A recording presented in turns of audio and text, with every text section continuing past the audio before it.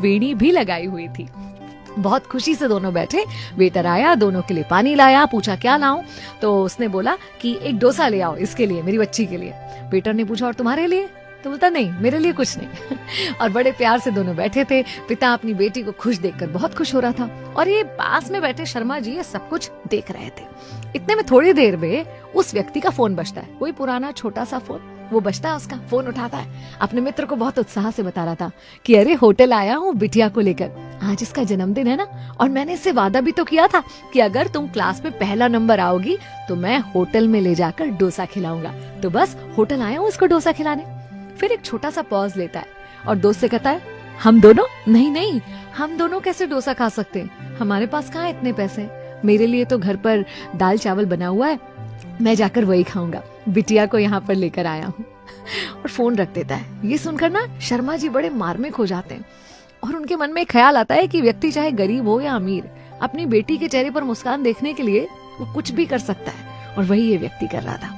शर्मा जी अपने चाय के पैसे देने काउंटर पे जाते हैं तो साथ में 2 डोसे के भी पैसे देते हैं और होटल के मैनेजर से कहते हैं कि उस सज्जन के लिए 1 डोसा और ले जाओ और दोनों डोसास का बिल मेरी तरफ से।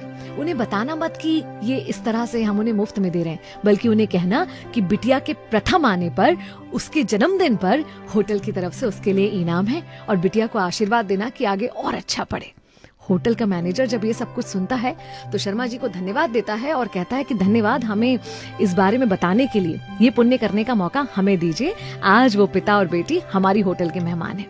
वेटर जब दूसरा डोसा लेकर पहुंचता है, साथ में मैनेजर भी जाता है, तो ये आदमी हड़बड़ा जाता है, बोलता नहीं नहीं हमने 2 डोसे ऑर्डर नहीं करे, हमने तो एक ही ऑर्डर करा था। तो बोलता नहीं ये सब हमारी तरफ से है, बिटिया प्रथम आई है उसके इनाम के रूप में। तो ये बहुत खुश होता है, बेटी से कहता है देखो अच्छा पढ़ोगी तो कितना कुछ मिलता है। फिर कहता है कि क्या तुम इसे बांध कर दे सकते हो, घर ले जाकर अपनी बीवी के साथ मिलकर हम आधा आधा खाएंगे। उसका मैनेजर कहता है कि बिल्कुल चिंता मत कीजिए, ये आप यहीं खा लीजिए, आपके घर के लिए 3 और डोसा और साथ में कुछ मिठाई के डब्बे बांध दिए हैं, घर जाकर बिटिया का जन्मदिन धूमधाम से मनाइएगा और मिठाइयाँ इतनी हैं कि सारे पड़ोसियों को भी खिलाइएगा।